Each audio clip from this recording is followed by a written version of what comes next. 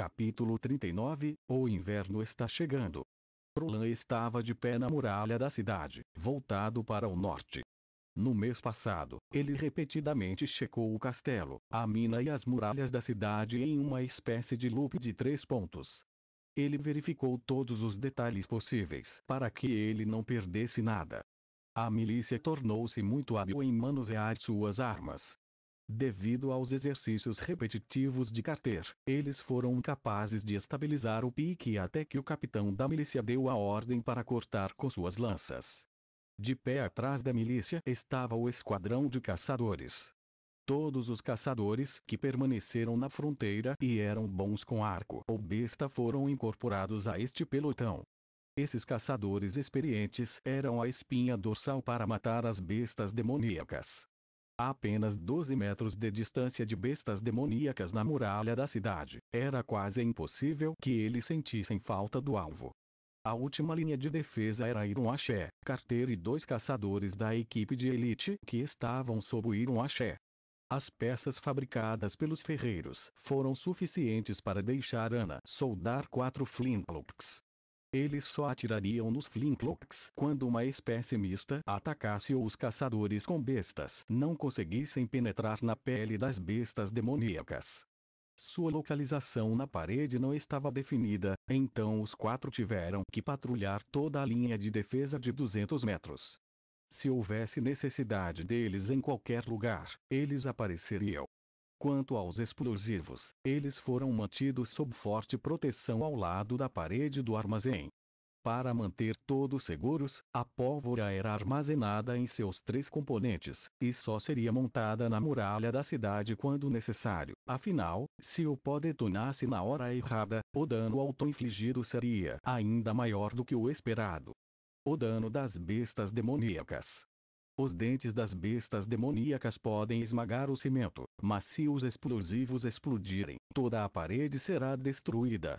Até agora, Roland havia organizado 2 testes, ambos incluindo o uso dos explosivos. Graças a esses 2 exercícios, a milícia estava acostumada com os rugidos altos das explosões e não estava mais tão assustada que jogou suas armas para longe. A outra vantagem era que quando os defensores descobriram que o príncipe segurava armas incríveis em suas mãos, o moral da equipe subitamente começou a disparar. Sua Alteza, Barov apertou o colarinho. Já gastamos a maior parte da renda do minério no último meio mês, então se os meses dos demônios realmente continuarem enquanto os astrólogos previram, temo que a comida não vai durar até o final do inverno. Então eu quero que você preencha todo o cofre, disse Roland sem hesitação. Faça outro acordo com Vilovtovn e não o torne o único. O primeiro motor a vapor já foi transportado para a mina e o cascalho do colapso já foi completamente limpo. Durante todo o inverno, ainda podemos obter um pouco de rendimento das minas. Pedras ásperas são especialmente procuradas. Não enfatize no preço. Em vez disso, venda-os o mais rapidamente possível, para que os nossos armazéns de trigo e carne fiquem sempre tão cheios quanto possível.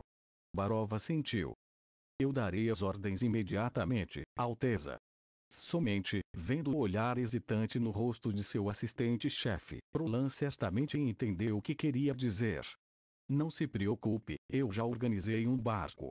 Se a linha de defesa estiver quebrada, deixarei a cidade imediatamente. Isso é excelente para ouvir, disse Barov, aliviado. Roland sorriu para ele e disse: Você pode ir. Afinal, você tem o suficiente para fazer. Eu tenho que procurar outra pessoa. Depois que Barov saiu, o príncipe pisou lentamente em uma torre de vigia. Este lugar estava no centro das muralhas da cidade e era o seu ponto mais alto. A partir daqui, ele poderia ignorar toda a linha de frente, partes da selva e as colinas próximas. Conta 8, o vento soprava com força, mas Roland não se importava. Somente nessa plataforma alta e aberta ele poderia se acalmar e esquecer a guerra vindoura. Você mentiu para ele. Alguém próximo a ele disse de repente. Você não pretende deixar a cidade. A vida já é tão difícil, manter alguns segredos às vezes é bom para todos. Você está falando bobagem e não entende a situação. Se você já considera a identidade de um príncipe como uma dificuldade, como você nos vê? Nightingale emergiu da neblina. Mesmo que você não seja o rei, você ainda terá que viver a luta de 5 anos pelo trono, porque você é um dos principais partidos. Comparado a se preocupar com assuntos tão pouco importantes, você deve acompanhar melhor Ana. Eu tenho medo, ela não tem muito tempo sobrando.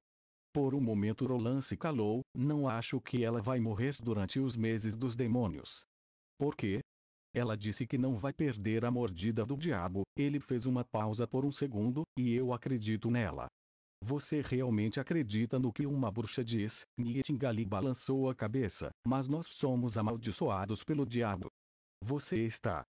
Bem, eu também acredito em você. Brian veste as suas roupas civis e estava em frente à lápide do Greyhound. Ele gentilmente acariciou a superfície da nova pedra. Era uma pedra branca pura. E em sua superfície estavam gravadas as palavras: em memória de um dos heróis silenciosos da cidade fronteiriça. Greyhound, eu já percebi meu maior sonho. No final dos meses dos demônios, Sua Alteza o Quarto Príncipe realizará a cerimônia de canonização para mim. Mas não quero me sentar na cama esperando minha canonização. Minhas feridas já sararam, então a muralha da cidade é o lugar onde eu deveria estar. Os meses dos demônios estão próximos, e as bestas demoníacas podem ser fortes, mas terão que passar pela linha de defesa que a milícia estabeleceu, e não poderão mais avançar. Eu também vou assumir sua parte na defesa da cidade e brandir minha espada em seu nome. Tudo isso não será o fim. Seu assassino ainda está vivo, mas ele não viverá muito mais tempo. Sua Alteza já me prometeu isso. Da próxima vez que eu for até você, trarei boas notícias. Brian se abaixou e colocou um buquê de flores na lápide. Então adeus, meu amigo. Irmã Ana, você está com medo? Nana, que estava deitada na cama de Ana, perguntou-lhe isso. Com medo de quê? A mordida do diabo nós temos que enfrentar neste inverno. Eu me tornei uma bruxa durante o outono deste ano, então será a primeira vez que eu tenho que enfrentá-la. Bem, a primeira vez, pensou Ana, será muito dolorosa, e às vezes você acha que não pode esperar mais e gostaria de finalmente morrer. Ah! Nana começou a gritar de choque, mas ela imediatamente cobriu a boca. Mas você vai sobreviver, assim como eu. Eu não sei, sussurrou Nana. Eu não sou como você, tão forte e com medo de nada. Eu não sou tão forte assim, disse Ana enquanto fechava os olhos. A cena em que conheceu Roland pela primeira vez surgiu em sua mente. Lá embaixo, na masmorra fria e escura, as roupas de Roland estavam sobre o corpo dela. Ele disse suavemente que iria contratá-la. Até agora, ela ainda fica arrepiada quando se lembra disso. Às vezes, você encontrará situações ou coisas que lhe darão a vontade de viver, mesmo se precisar lutar para sobreviver. Tal como, por exemplo, carne marinada em pasta de soja, suspirou Ana, como devo saber o que você sonha? Vendo que Nana estava totalmente olhando para ela, Ana enxugou o rosto com a mão. O que você está olhando? Há alguma sujeira no meu rosto? Não, Nana balançou a cabeça. Estou um pouco surpresa, você nunca falou tanto comigo. Irmã Ana, a aparência que você teve quando acabou de fechar os olhos e pensou sobre o passado. Você era tão linda. Ana revirou os olhos, pulou da cama e foi até a janela. Nana seguiu diretamente atrás dela. O que você está olhando? Você quer fugir para a floresta? A floresta fica no oeste, respondeu Ana graciosamente. Aqui você só vê o rio Xixui.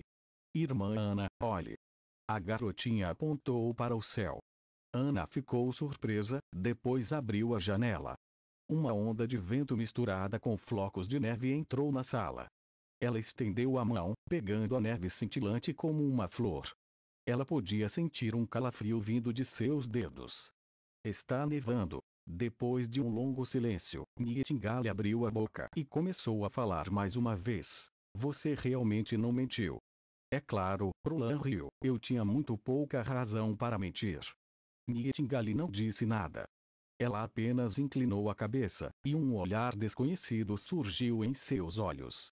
De repente, sentiu algo frio em seu pescoço e não pôde evitar encolher-se. Ela olhou para cima apenas para descobrir que, sem que ela soubesse, a neve começara a cair nas paredes. Sob o céu cinzento, parecia haver um incontável entorpecimento de flocos de neve. Eles dançaram ao vento, voando por todo o lugar, acompanhados pelos gritos da milícia. Os meses dos demônios haviam começado.